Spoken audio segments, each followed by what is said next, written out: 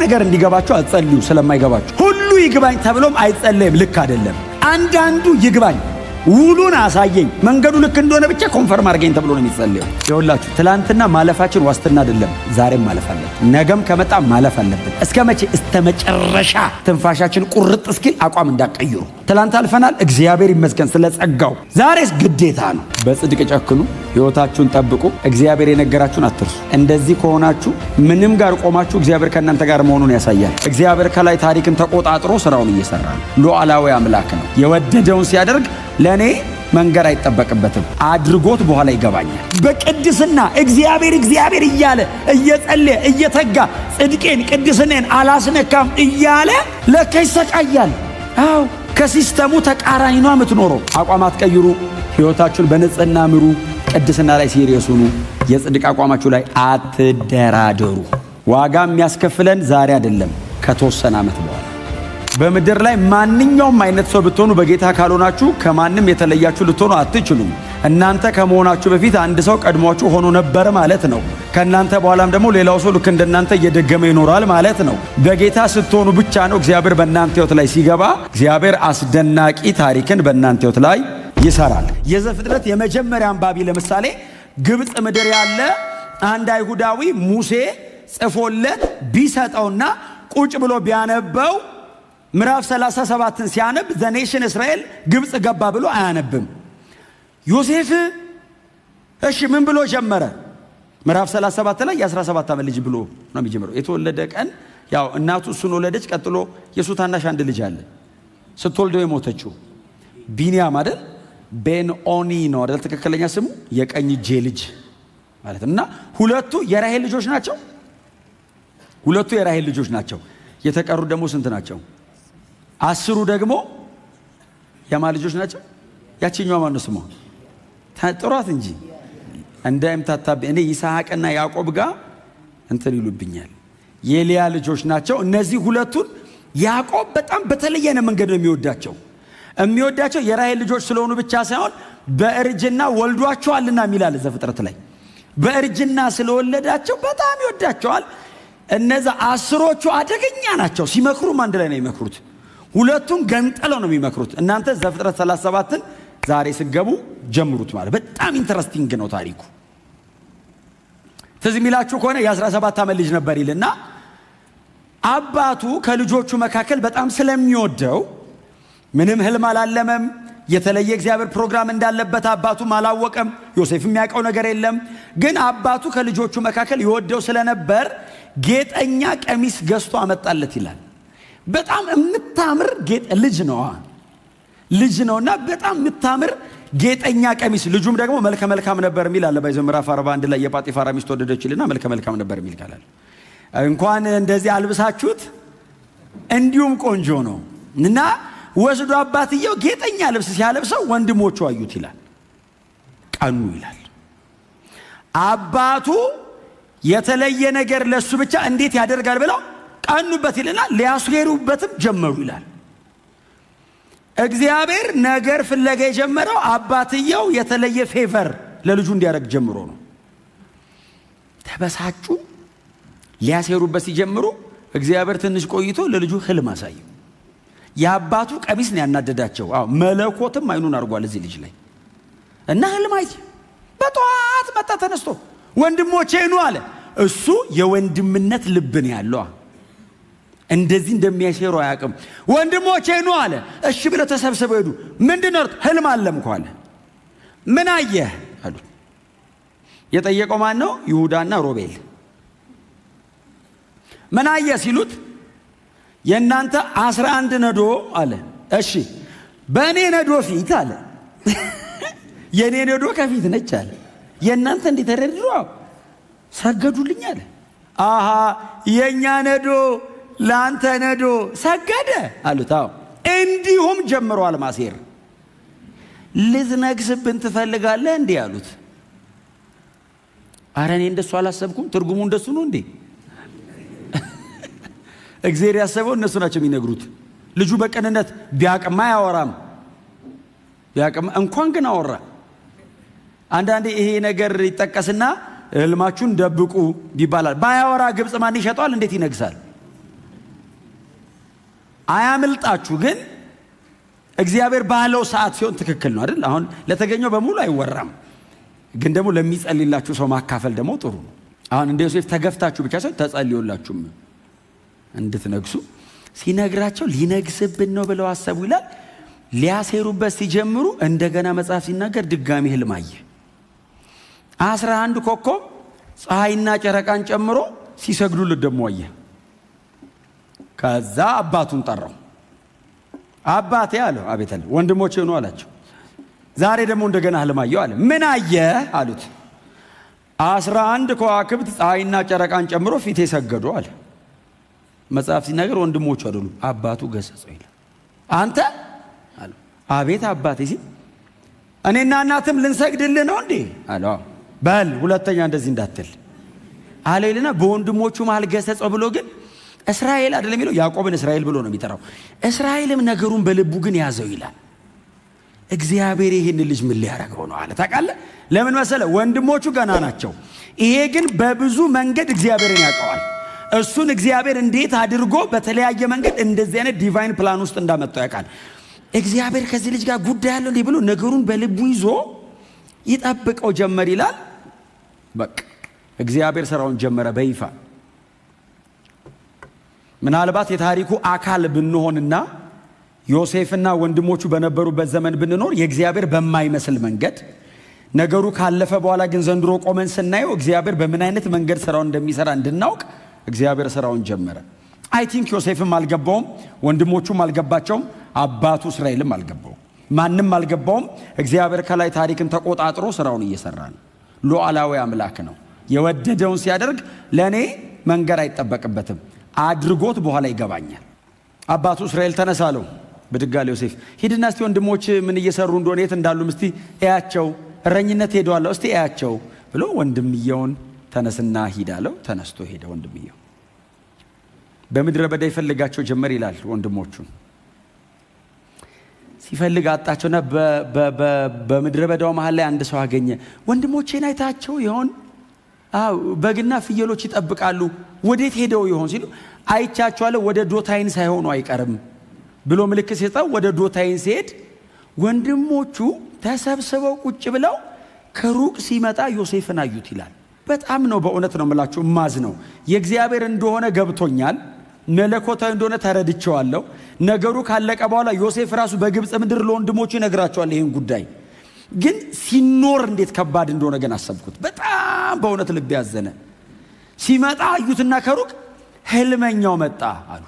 ቃል በቃል እንደሱ ነው ያሉት። ህልመኛው መጣ አሉና ከህልሙ አንዱም እንዴት እንደሚፈጸም እስቲ እናየዋለን አሉ። ለምን እንግደለው አሉ። አልመዋል። አዎ እግዚአብሔር አሳይቶኛል ብለዋል። አዎ ነገሩ ሊፈጸም እንደሚችል ጠርጥረውታል። ልጁ ቅን ስለሆነ ይፈጸምለታል። ስለዚህ ከህልሙ አንዱም እንኳን ሲሆን እስቲ እናየዋለን አሉና ተመካክረው ሊገሉት ጠበቁት። እየመጣ እያለ ዮሴፍን ገና ሳይዙት ሮቤል ከመሃል እንዴ ወንድማችን እኮ ነው፣ ለምን እንገለዋለን? ታዲያ ምን እናርግ አሉ። ውሃ በሌለበት ደረቅ ጉድጓድ እንጣለው አሉ። እግዚአብሔር ይስጣቸው ውሃ የሌለው ማለታቸው ራሱ። ውሃ በሌለበት ደረቅ ጉድጓድ ውስጥ እንጣለው አሉ። እሺ ልብሱን እንቀዳደዋሉ። ያቺን ጌጠኛ ልብሷን የቀኑባትን ልብስ እንቀዳድ እሷን አሉ። እግዚአብሔር ነገር የንጉስ ልብስ እኮ ሊያለብሰው ነው። እነሱ በያዕቆብ ጌጠኛ ልብስን የቀኑት ተንጠራርተው የማይወርዱ ቦታ እኮ ሊያወጣው ነው። እንቅደድበት አሉ። ቀዳደዱበት ይላል። ጉድጓድ ውስጥ አሉት። እርቃኑን አድርገው ጉድጓድ ውስጥ አሉት። አሁን ዝም ብላችሁ ዮሴፍን አስቡት ምን እንደሚሰማው። አሁን መጽሐፍ እኮ አልነገረንም። የወንድሞቹ ምክር ነው የተጻፈው።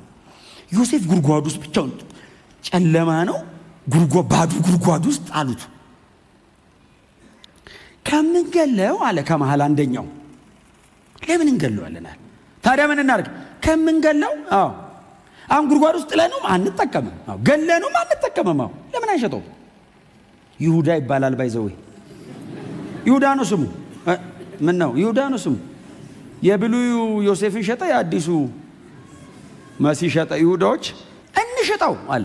ለማ ሲሉት እስማኤላውያን ያው እየመጡ ነው።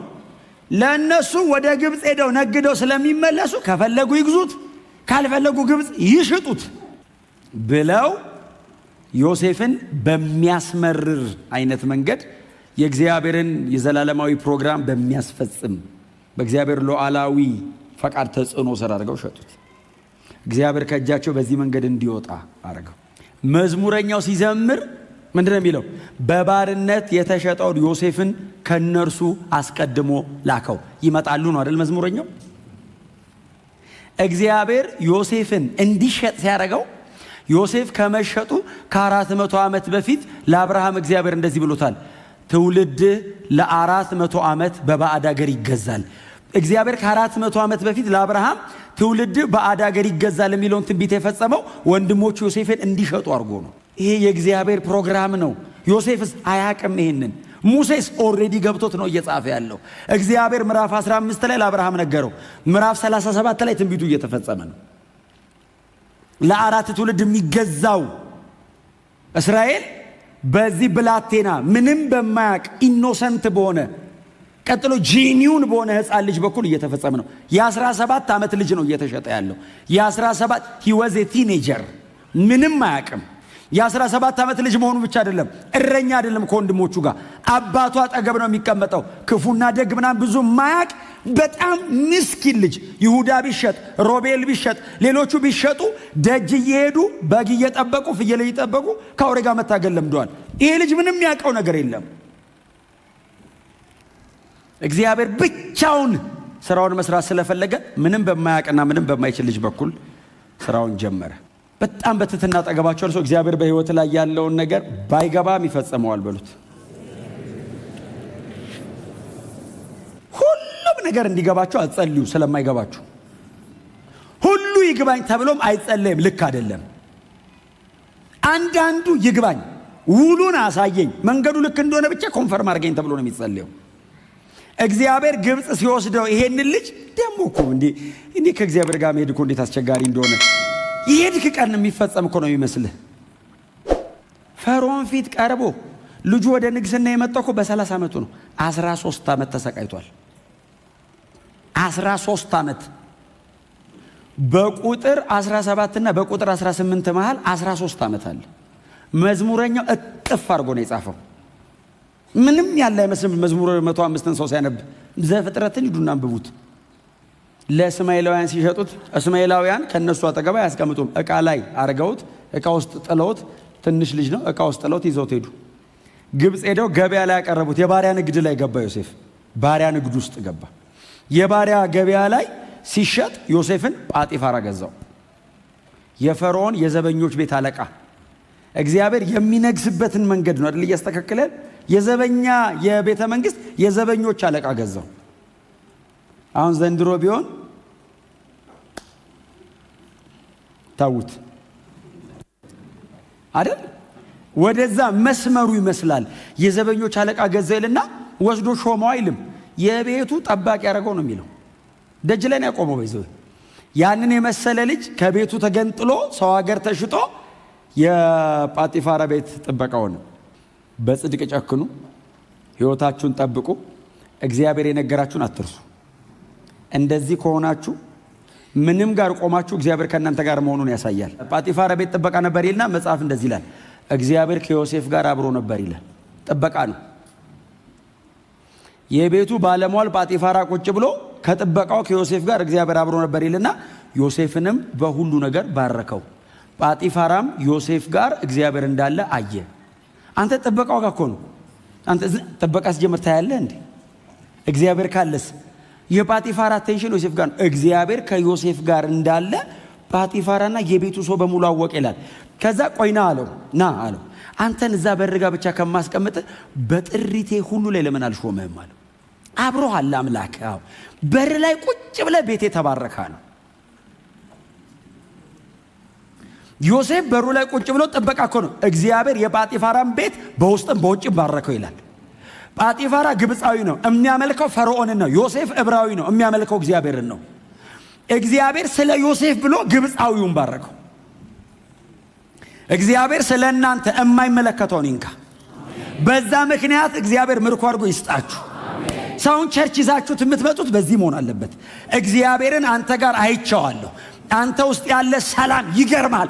ፖዚሽናሊ ትልቅ ሊሆን ይችላል። አንተ ከስሩ ልትሆን ትችላለህ። እግዚአብሔር አብሮ ካለ ትቀያየራለህ። ምን ማለት ነው? አንተ የእሱን ቦታ ትይዛለህ ማለት ሳይሆን እሱ አንተ ጋር መጥቶ ጌታን ይቀበላል። መቼም የጳጢፋራን ቦታ ዮሴፍ አልያዘም። ዮሴፍ የጳጢፋራን ቦታ አይመኝም። ጳጢፋራም ናና ቦታዬን ያዝ አይደለም ያለው፣ እግዚአብሔር ካንተ ጋር ነው እና በጥሪቴ ላይ ሁሉ ልሹም። ከምን በቀር? ከሚስቴ በቀር። ሚስቴ የኔቱ ነው፣ የተቀረውንስ አንተ አስተዳድርልኝ። በጣም የሚደንቀኝ ቃል አለ። ጳጢፋራ ከሚበላው በቀር በሙሉ ዮሴፍ ነበረ የሚያስተካክለው። የሚበላውንስ ዮሴፍ ነው ቀምሶ ያቀርብለታል። ጳጢፋራ ሲጎርስ ዮሴፍን አምኖ ነው የሚጎርሰው። አረፈ፣ ሰውየው አረፈ። እግዚአብሔር በሱ ምክንያት ባረከው። ክብር ለኢየሱስ ይሁን። ዮሴፍ ይሳካለት ጀመር። መንገዱ ይቀና ጀመር። ስለዚህ እግዚአብሔር ያለኝን ነገር እምወርስበት መንገድ ይሄ ሊሆን ይችላል። እግዚአብሔር ባርኮኝ ያለኝን ነገር በሙሉ አስተካክሎ ንብረት ተሸክሜ ቤተሰቦቼን ለመጠየቅ እሄዳለሁ። ወንድሞቼ ሲሰግዱልኝ አይቻለሁ በህልሜ። አዎ ተሸክሜ ይዤ እጄ አሰግዳቸዋለሁ ይላል። ኖ ዌይ። እግዚአብሔር አንተ ሄደ ሳይሆን እነሱ መጥተው ይሰግዳሉ ነው ያለው። ስለዚህ እሱ ወደ ከነዓን አይመለስም፣ እነሱ ወደ ግብፅ ነው የሚመጡት። ዮሴፍ ቢገባውም የእግዚአብሔር አጀንዳ በህይወቱ ላይ እንዳለ ቢረዳም ነገሩ ግን እንዲቀላል አልነበረም። በቃ እየተባረከ ነው ዮሴፍ፣ እየተባረከ ነው። የመጀመሪያው በረከት የእግዚአብሔር አብሮነት ነው። ቀጥሎ ደግሞ የሰው ልብ እየሰጠው ነው። እግዚአብሔር እንዲወደድ አደረገው። ከዛ የጌታው ሚስት ነው የሚለው የጳጢፋራ ሚስት ወደደችው፣ አይኗን ጣለችበት ይላል መጀመሪያ። ከዛ ወደደችው። ከዛ አብረን እንተኛ ብላ አስጨነቀችው ይላል። ምንድን ነው ያላት? አይ ይህንን አላደርገውም አላትና መጀመሪያ በስነ ስርዓት ነው ያዋራት። ጳጢፋራ እኮ ከአንቺ በቀር አላት።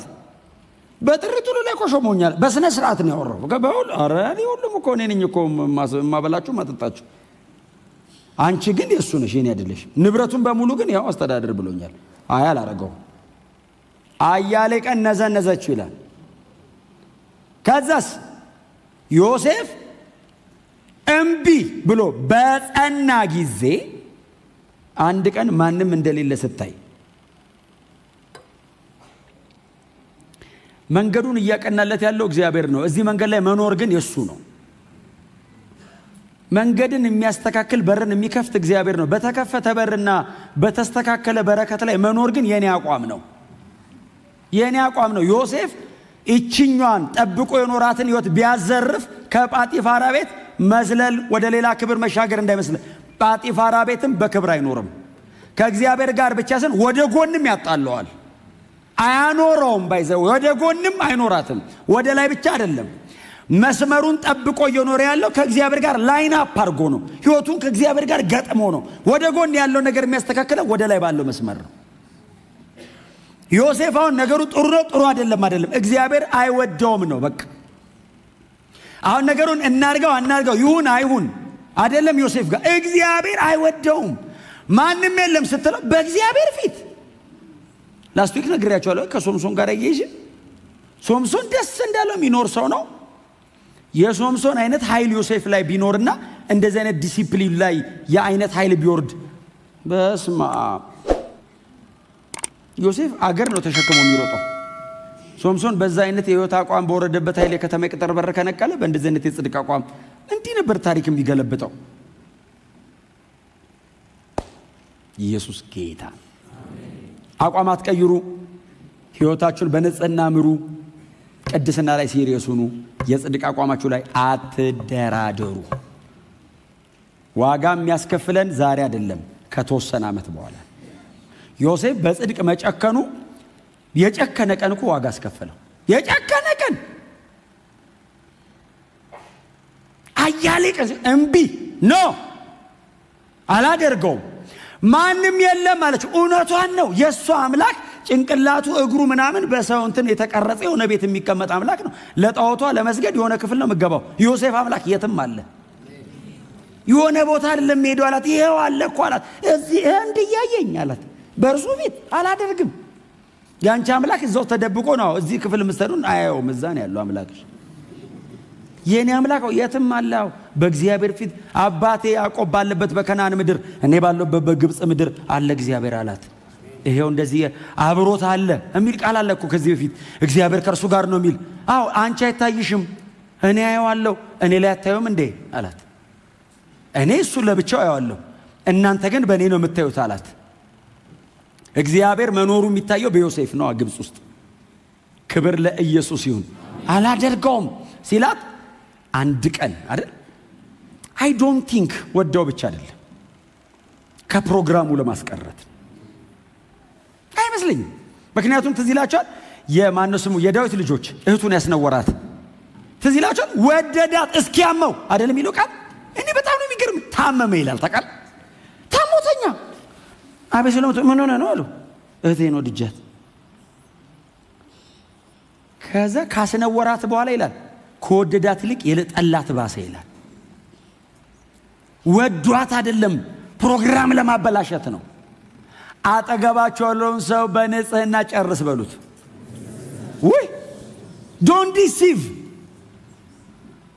ባለፈው ተናገርኩ እኮ ደሊላ ወዳው አይደለም እስኪሞት ነው። ጸጉሩ ተላጭቶ ኖርማል ሲሆን ውሰዱት አለች። ብሯን ተቀብላ ሄደች። ዮሴፍ ገብቶታል።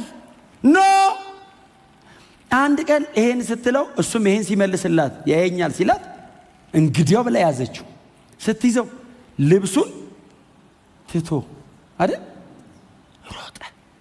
ሲሮጥ ያቀዋል። ባዕድ አገር ብራዘር ምጻተኛ ነው። ቀጥሎ ከጥበቃነት ነው ቤቱ ላይ የተሾመው።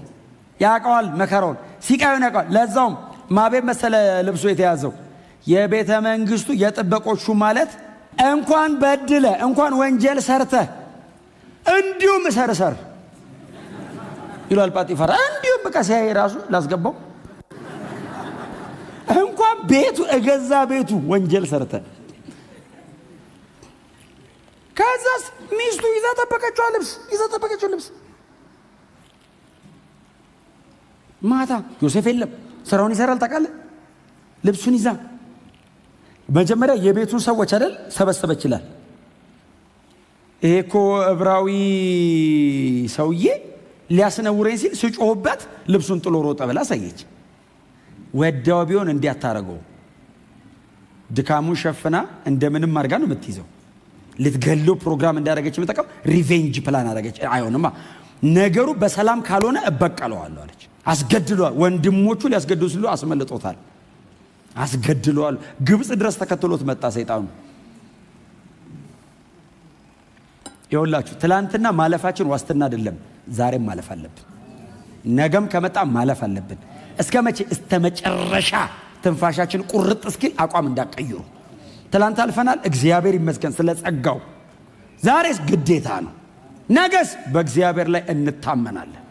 በፍጹም እንዳታስነኩ። ከዛ ቁጥር 18 ጀመረ አይደል? እግሮቹ በእግር ብረት ደከሙ፣ እጆቹ ተላላጡ የሚለው ቃል ጀመረ። ጳጢፋራ ማታ ሲመጣ ነገረችው። ይሄ እዚህ ቤት ላይ የሾምከው ሰውዬ ያዋተም የሱ እኮ ነው። ይሄ ጨርቅ አየሁት፣ ልብሱ የራሱ ነው። ያስነውረኝ ሲል ስል ሰዎች ሲመጡ እኮ ልብሱን ጥሎ ሮጠ። ሁለት ያልሰማትም ዮሴፍን ጠርቶ አልጠየቀውም። እንኳን አልጠራው፣ እንኳን አላስረዳ። ከእግዚአብሔር ጋር ወግኖ ማንም ሰው አያውቅም። እግዚአብሔርና ዮሴፍ ብቻ በሚያውቁት ንጽህና ዮሴፍ እስር ቤት ተጣለ። እንኳን እስር ቤት ገባ። ንጉሥ ልኮ አስፈታው የሚለው ቃል የሚፈጸመው ከእስር ቤት ነው። ካልታሰር ከየት መጥቶ ነው የሚፈታ? ንጉሥ ልኮ አስፈታው የሚለው ጥቅስ የሚፈጸመው እስር ቤት መጀመሪያ ገብተ ነው። ስለዚህ እግዚአብሔር ፕሮግራሙን እያደረገ ነው። ተሳካልኝ፣ ወጣው፣ አመለጥኩ ሲል እንደገና እንቃረገው። ወንድሞቹ ጉድጓድን የጣሉት ግብጽ ተከትሎት መጥቶ መግደል ሲያቀተው እስር ቤት ጣለው። ልክ እንደዛ ደረቅ ጉድጓድን የጣለው ይሄም እስር ቤት ገባ። እዚህ ታሪክ ተደገመ። ከነዓን ምድር የነበረ ታሪክ ግብጽ ተደገመ እንደገና። አይ ህይወቱን ሁለቴ እየተመላለሰበት ነው። እንዴት አድካሚ ነው! በጣም ቦሪንግ ነው። ሪል ላይፉ ላይ ከገባችሁ 10 ምናምን ዓመት ምንም ሳትበድል በንጽህና እየኖርክ እግዚአብሔር እያልክ በድለ ቢሆን ወንጀል ሰርተ ቢሆን ኃጢአት አድርገ ቢሆን እሺ ይበላኝ ትላለህ። በንጽህና ሰው እየኖረ 13 ዓመት በቅድስና እግዚአብሔር እግዚአብሔር እያለ እየጸለየ እየተጋ ጽድቄን ቅድስናን አላስነካም እያለ ለካ ይሰቃያል። አዎ ከሲስተሙ ተቃራኒ ነው የምትኖረው። እስር ቤት አሉት። እስር ቤት ሲገባስ ስሙኝ፣ እስር ቤትስ እግዚአብሔር ከዮሴፍ ጋር ነበር ይላል። ይሄ እግዚአብሔር እስር ቤት ተጣለ፣ እግዚአብሔር ከዮሴፍ ጋር አብሮ ነበር።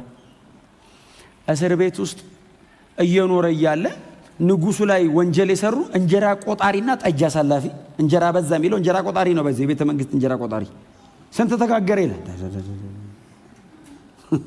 ሁለቱ አይ ቲንክ ለሁለት የሆነ ሴራ ነገር ሰርተው ሲጣሉ ዮሴፍ ጋር ደረሳቸው። መጽሐፍ ሲናገር እግዚአብሔር ከዮሴፍ ጋር ነበርና የእስር ቤቱ አለቃ አይቶት ዮሴፍን በእስር ቤቱ ላይ ሾሞ ይላል። ጳጢፋራ ቤት ገብቶ ተሾመ፣ እስር ቤት ገብቶ ተሾመ። እግዚአብሔር አብሮ ይኑር። የትም ተፊት ነው የሚያደርግ። እስር ቤት ገብቶ ሾሞ ይላል። ከዛ ዮሴፍ ጧጧት ይጎበኛል። እናንተ አንብቡት የምታነቡ፣ በተለይ ታስሮ የሚያውቅ ካለ ያውቀዋል። በጠዋት መጥቶ የእስር ቤት ካቦ ማለት ነው አይደል? አሁን እንደዛ ነው። አያውን ተደባድቦ ነው አሁን እስር ቤት ካቦ የሚሆን። ዮሴፍስ በጽድቅ ኖሮ ነው ካቦ ይሆን። ይቻላል ለካ። አየህ፣ ሰይጣን አመፅ አሰርቶ ነው የሚያስደርገው። እግዚአብሔር በጽድቅ ኖረ ከፊት ያመጣል። በጉልበት ሳይሆን በጸጋ ትመጣለን። እና እየዞረ ሲያይ እንጀራ ቆጣሪውና ጠጅ አሳላፊው አዝነዋል፣ ተክዘው ቁጭ ብለዋል። ምን ሆናችሁ ነው አላቸው። ህልም አለ ምን እባክህ እና ከቻልክ ትፈታልናለህ ንገሩኝ። እኔ ህልም አልፈታም፣ ይሄንን የሚተረጉም አምላክ በሰማይ አለ አላቸው። እናንተ ንገሩኝ፣ ከነገረኝ እነግራችኋለሁ አለ። ከዛ እንጀራ ቆጣሪው ይገርምሃል፣ እንጀራ ተሸክሜ እያለሁ ወፍ ነው ምናምን ብቻ ከላይ መጣና ከላይ ጀምሮ እንጀራውን ይበላዋል አለ። እንጀራውን እየበላው እያለ በተከታታይ እየበላው እያለ ለ3 ቀን ነው ምናምን ለ3 ተከታታይ ነገር ብቻ እየበላው እያለ ነቃዋል። ከዛ ጠጅ አሳላፊው ልክ እንደዛ ከ3 ነገር ጋር በተያያዘ አየው አለ።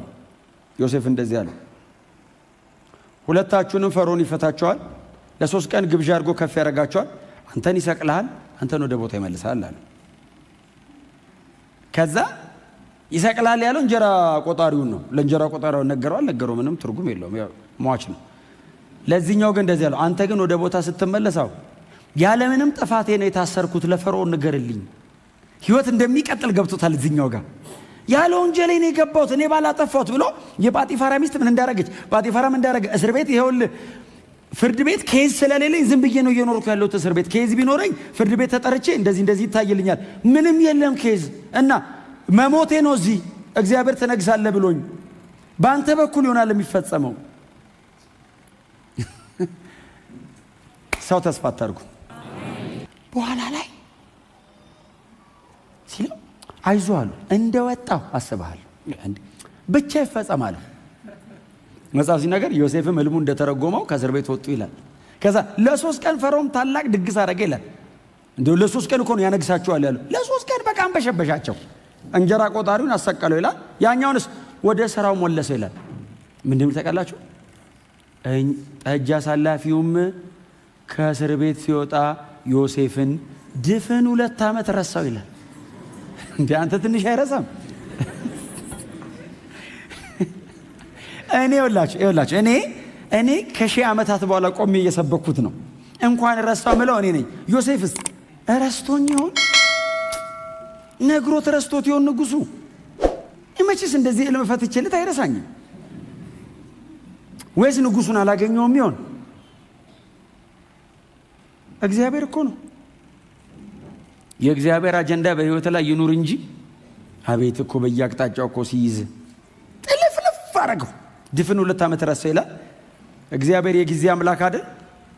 ዮሴፍን ንጉስ ወንበር ላይ ሊያስቀምጠው ሲፈልግ ወንበሩን ብቻ ሳይሆን እግዚአብሔር እያዘጋጀ የነበረው ዮሴፍ ወንበሩን የሚመጥንበትንም ህይወት እያዘጋጀ ነበር።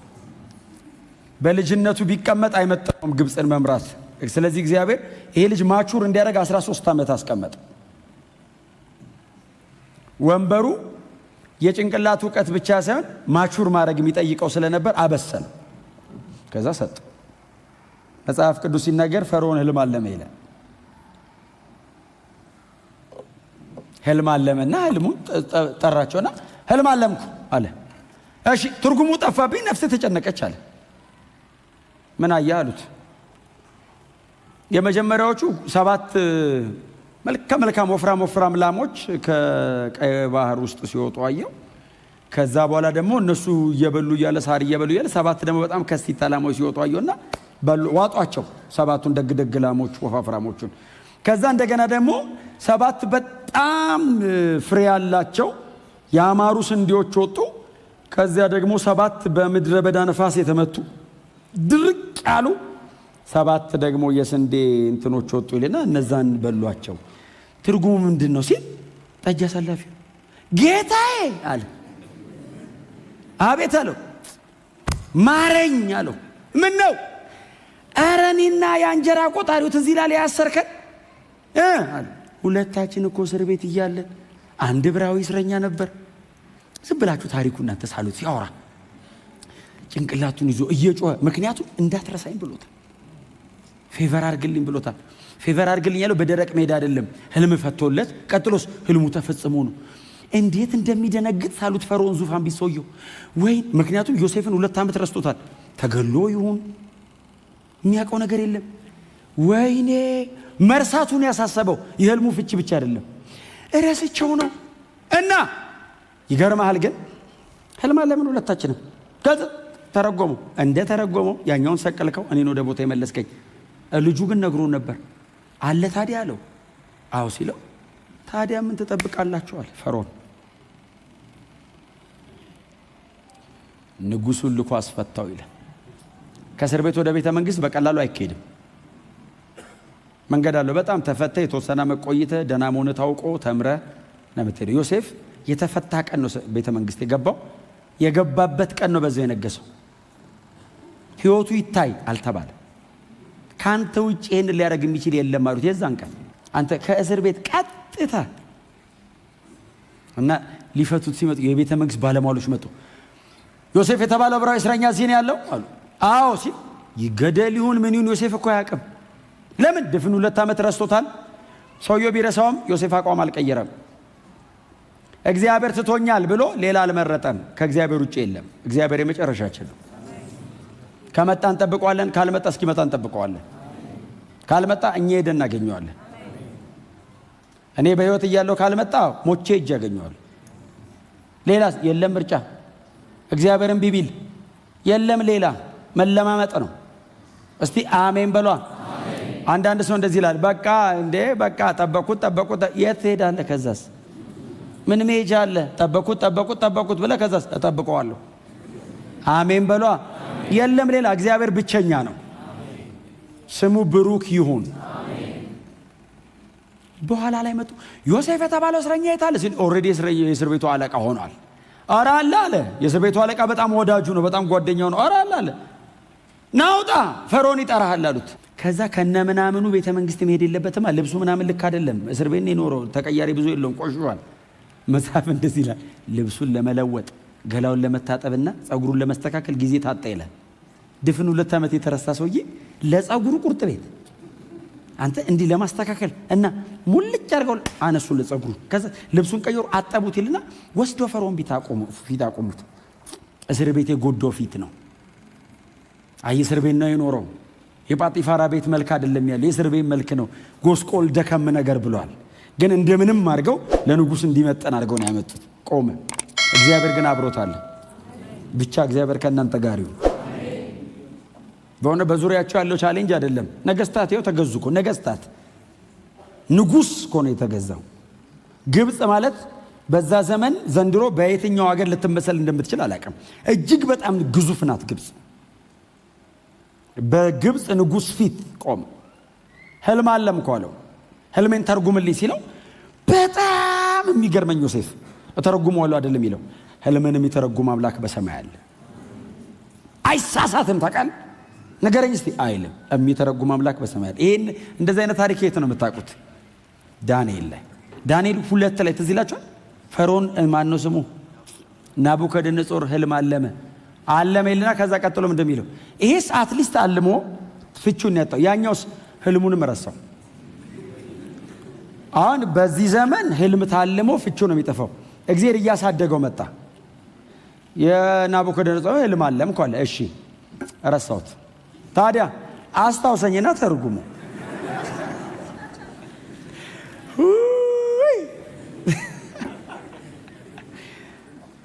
ንጉሥ ትዝ ይልሃል እያልክ ህልሙን አስታውሰው።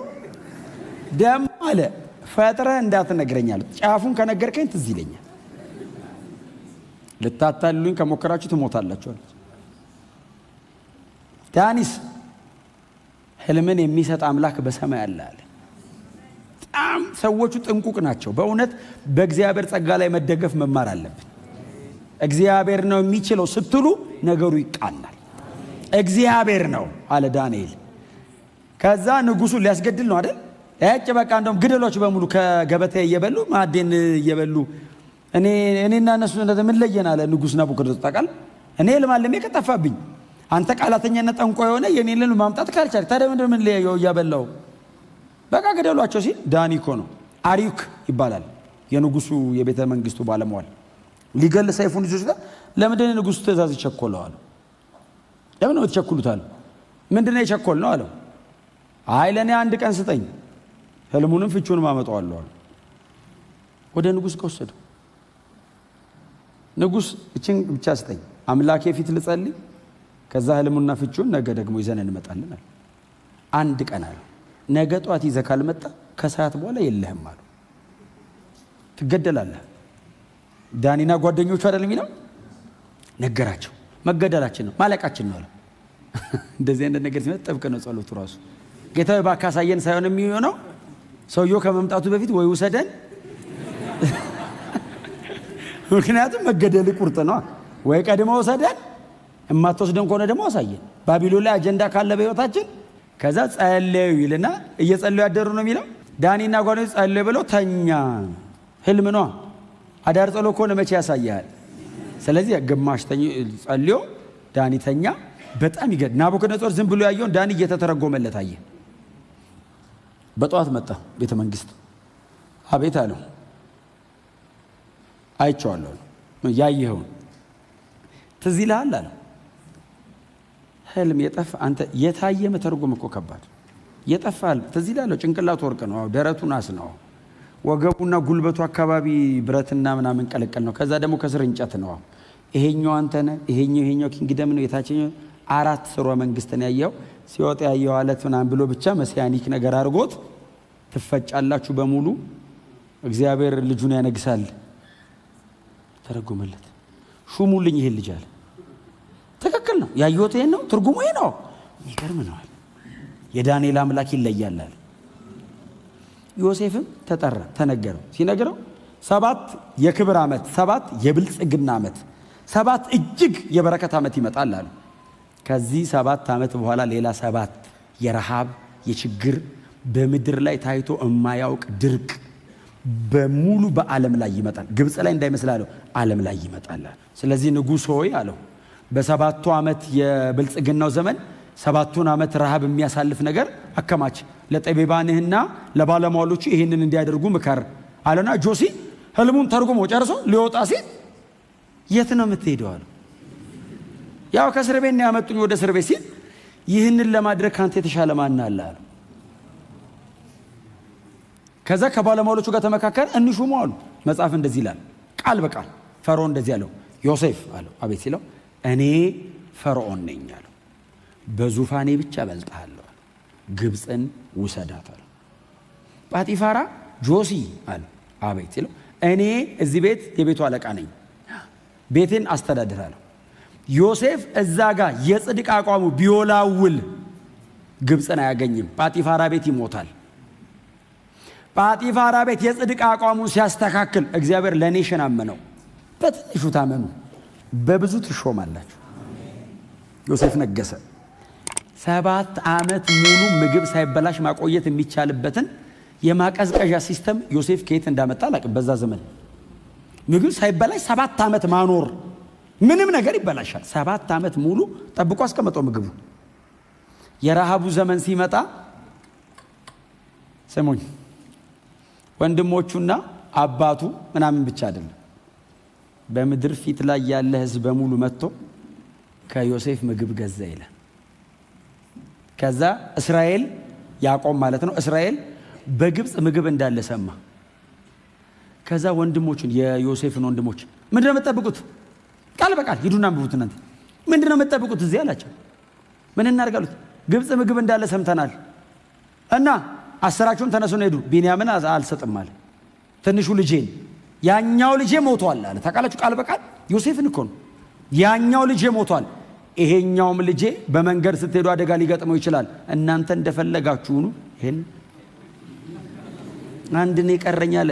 ይሄ ልጄ ከሞተ ከነሽበቴ እያለቀስኩ ነው የምገባው ወደ መቃብር ያለ። በሐዘን ነው የምታስገቡኛው። ይሄ ልጅ አስራችሁ ሂዱ አለ። ወደ ግብፅ ወረዱ ይላል። ዮሴፍ በግብፅ ነገሰ። ይህም ሲሆን ዮሴፍ የ30 ዓመት ወጣት ልጅ ነበር ይላል። በጣም ያንግ ነው አለ። የ30 ዓመት ልጅ ነው። የግብፅ ንጉሥ ነው። ዓለምን በሙሉ እግዚአብሔር እግሩ ስር አምጥቶ እያሰገደ ነው። ትውልዱ ሁሉ መጋቢ ያደረገው እግዚአብሔር። ወንድሞቹ መጡ። ዮሴፍ ሲያያቸው አወቃቸው፣ አልተለወጡ።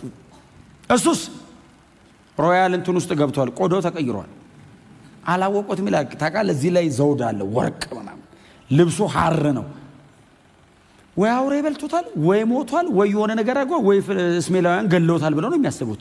መንገድ ይነግሳል ብለህ እንዴት ታስባለህ? የሸጥከውን አልተማረ ምን አላል፣ እንዴት ይሞታል? ምንም ያውቀው ነው ሞቷል ብለው እኮ ነው። ሲያቸው አወቃቸው ይላል። ታውቃለህ መጽሐፍ እንደዚህ ይላል፣ እግሩም ስር ለጥ ብለው ሰግደው እኛ ከነዓናውያን ነን ሲሉት ቃል በቃል እንደዚህ ይላል፣ ዮሴፍ ያየው ህልም ትዝ አለው ይላል። ወንድሞቹ ሲሰግዱለት ያየው ህልም፣ ግብፅ መጥተው ለጥ ብለው ሰገዱለት። አይ ፀሐይና ጨረቃ ይቀራሉ፣ ነዶቹ ሰገዱ። ሲሰግዱለት ፀሐይና ጨረቃን የሚያሰግደው በኃይል አይደለም በጥበብ ነው። ወንድ አባት ነው። ከዛ እንደዚህ ያላችሁ ከኔ መጣችሁ ታላችሁ ከከነዓን ቤተሰባችሁ ስንት ናችሁ ሲል ከአንድ አባት ከአንድ እናት የምንወለድ 12 ነን። አንደኛው ወንድማችን ሞቷል፣ አንደኛውን ደግሞ አባታችን ለብቻው ከእርሱ ጋር አድርጓል። አባታችን ሽማግሌ ነው፣ መምጣት አልቻለም ሲሉ ስለ ሞተው ወንድማችሁ አልጠየቃቸውም። እሱ ነዋ። ታናሻችሁን ወንድም ግን ይዛችሁት ነው አላቸው። ወንድሙ እሱ ነዋ። ከእናት ከአባት የተወለደ ወንድሙ እሱ ነው። ቢንያምን ዮሴፍ ይወደው ነበር ይላል። ምክንያቱም በኋላ ላይ ሲያገኘው አቅፎት አለቀሰ ይላል። ያመኛል ታውቃለህ። ሚስ የእግዚአብሔር ፕሮግራም እንዲፈጸም የሄዱትን መንገድ ይዩት። ሊትራሊ ሚስ አድርጎታል። ምክንያቱም በዚህ መሃል እግዚአብሔር አጀንዳውን እየፈጸመ በዮሴፍ ሕይወት ላይ ያደርገዋል። ወንድሙ ቢሞትስ ስንት ነገር አለ መሰለ ሲኖር። አሁን እኔ ስሰብከው እንዴት በጣም ኢንጆይ ያደርገዋል ስሰብከው። ግን እኔ የኖሩትን ሳስበው አሁን እናንተን ለማስተማር ቁጭ ብዬ ሳነበው የኖሩትን ሳስበው ኦ ማይ ጋድ። ምክንያቱም እንትን አይደል ስሜታቸውን የሚገልጹበት መንገድ። ዮሴፍ እኮ ወንድሞቹን አዋራይልና ወደ ውስጥ ገብቶ አለቀሰ ይላል። በይዞ አዋርቷቸው ቆሞ አዋርቷቸው ጭክን ብሎ አዋርቷቸው ወንድሞቹ እንደዛ ስግድ ሊገሉት እኮ ይፈልጋሉ። ስግድ ምናምን ሲሉ ወደ ውስጥ ገባ ይላል። ጠብቁኝ ብሎ አልቅሶም ወጣ ይላል።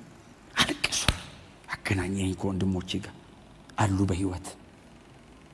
አባታችሁስ አላቸው። አለ አልሞተም አሉት። ዋው! በኋላ ላይ ከእናንተ መካከል አላቸው 9 እዚህ ትቀመጣላችሁ አለ። አንዱ ይሄድና እህል እሰጠዋለሁ፣ ይሄድና ታናሽ ወንድማችሁን ይዛችሁ ስትመጡ 9 እለቃችኋለሁ፣ ወንድማችሁን ደግሞ አገኘዋለሁ። ምክንያቱም እናንተ ውሸታችሁን ነው። ግብፅ በምን አይነት ሁኔታ ላይ ነው ያለችው ብላችሁ ልትሰልሉ የመጣችሁ ሰላዮች ናችሁ አላቸው። ወንድሞቹ ይላል ተንቀጠቀጡ ይላል። አስራቸዋለሁ፣ 3 ቀን አሰራቸው ይላል። ባይዘው ግን የቤተ መንግስት እስር ቤት ነው። እየገባ እያለቀሰ እየወጣ ነው የሚያዋራችሁ። ታውቃለህ ኢሞሽኑን እንዴት ይቆጣጠረው። በኋላ ላይ በሉሽ አላቸው። አንዱ ብቻ እዚህ ይቀራል፣ 9 ሂዱ አላቸው። ለምን መሰላችሁ 9 ሂዱ ያሉ? ብዙ እህል ሊያሸክማቸው ፈለገ። ያዕቆብን ብዙ መስጠት ፈለገ። እዛ ምድር ላሉ ሰዎች መድረስ ፈለገ። ስለዚህ አንዱ እዚህ ይቅር፣ ትገዛላችሁ፣ ገንዘባችሁን አምጡ፣ ከዛ በኋላ እህል ስጧቸዋልና እህል ሲሰፍሩላቸው ለእህል ሰፋሪዎች ምን እንዳደረገ ታውቃላችሁ? ያመጡትን ገንዘብ በሙሉ ስልቻቸው ውስጥ ከእህሉ ጋር አብራችሁ ከተቱ አላቸው። ከዛ አህያ ጭኖላቸው ወሰዳቸውን። ሂዱና ወንድማችሁን ይዛችሁት ነው አላቸው። አንዱን አስቀርቶ 9 ሄዱና በእስራኤል ፊት በያዕቆብ ፊት እህላቸውን ሲዘረግፉ በየስልቻው ውስጥ ገንዘባቸው ነበር ይላል። ደነገጡ ይላል። ከዛ ታሪኩን ነገሩት። እዛ አንድ ወንድማችን ቀርቷል፣ ቢንያምን ካላመጣችሁ ወንድማችሁን አለቅም ብሎናል ሲል አልሰጥም አለ ያዕቆብ። አልሰጥም። እዛ ሄዶ ይሞትብኛል አይደለም ያለው። መንገድ ላይ ስትሄዱ አደጋ ቢገጥመውስ? ዮሴፍ አውሬ በልቶታል ነው ያሉት ለዮሴፍ። አይ ዮሴፍን ሸጠነዋል አይደለም ያሉት። ክፉ አውሬ አግኝቶ ቦጫጭቆታል ብለው አንድ ፍየል አርደው የፍየሏን ደም ልብሱን ቀብተው ነው ይላኩት። ስለዚህ መንገድ ላይ ሲሄድ አደጋ ቢገጥም አረ እኔ ከና ሐዘኔ መግባት አልሰጥም ሲል ረሃቡ ጠና ይላል። እግዚአብሔር ዓለም ላይ ረሃብ ያመጣው እነሱን ግብፅ ለማስገባት የፈርዖንን ቤተ መንግስት ገለባብጦ ዘጻትን ለመስራት። ዓለምን ያስራበው አንድ ፋሚሊ ግብፅ እንዲገባ። እግዚአብሔር እኮ ከጨከነ ግሎባል ኢንፍሉዌንስ ያደርገዋል። አንተ ቤት እግዚአብሔር ለመስራት ዳንኤልን እስር ቤት ለመጣል እኮ 127 ሀገር እኮ ነው ህገ መንግስት የረቀቀው። በዚያ አንድ ወር ንጉሥ ካልተመለከ በቀር ማንም ሰው ይገደላል የሚል አንድ ግለሰብ እኮ ለመያዝ ነው። የእግዚአብሔር ዓላማ ሲኖርብህ የጠላት ኢላማ ትሆናለህ። እግዚአብሔር ታዲያ ሐሳብ አይቀይርም። መጽሐፍ ሲናገር እሺ አለ፣ ቢንያምን ላከው። ቢንያም ሲሄድ ዮሴፍ ሌሎቹን ወንድሞቹን እንዳዋራው ማዋራት አቃተው። አለቀሰ። ገና ሲያየው አለቀሰ። ሮጠ ይላል፣ አቀፈው፣ ጮኸ ይላል። ወንድሜ ቢንያም እኔ ዮሴፍ ነኝ አላቸው።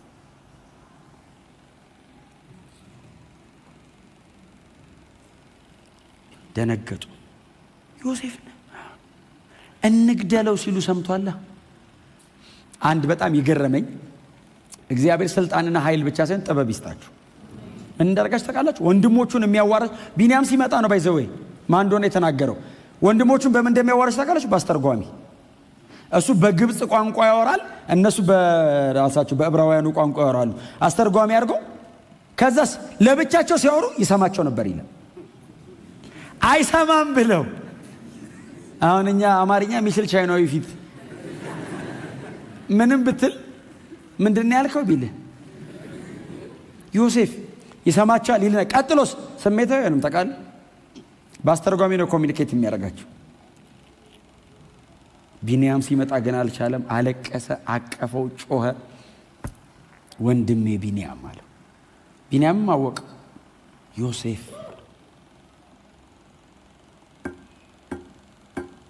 ለእስራኤል የቤተ መንግስት ሰረገላ ላከለት ይላል ወደ ከነዓን።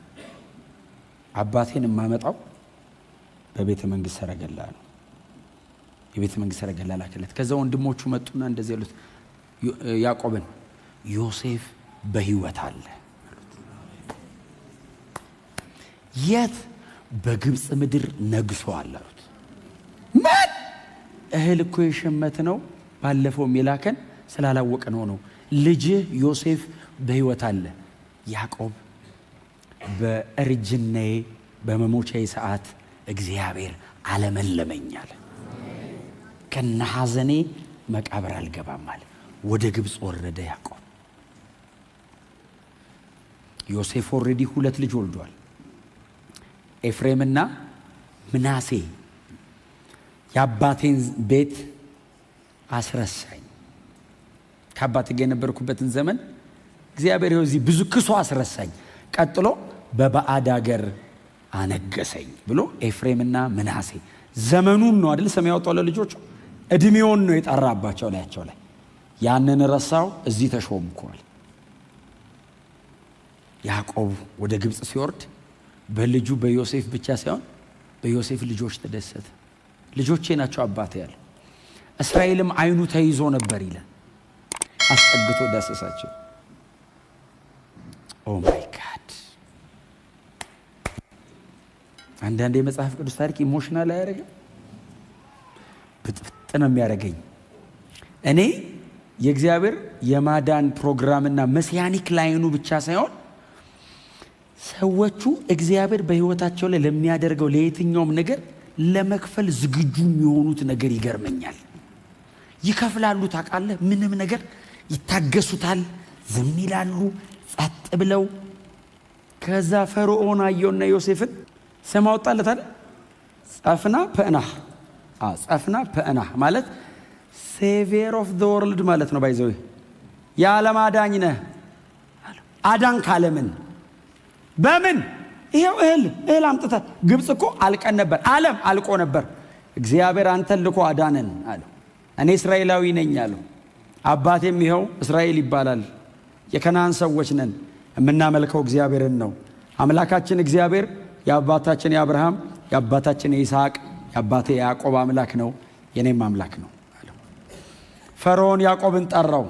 እርሶ በጣም ትልቅ ሰው ኖት፣ እነዚህ ሁሉ የእርሶ ልጆች ናቸው፣ እንደ ዮሴፍ አይነት ልጅ ወልደዋል፣ በጣም ትልቅ ሰው ኖት ሲለው ብዙውን ዘመን በማታለል የቀረውን ደግሞ በሐዘን ነው ያሳልፈው።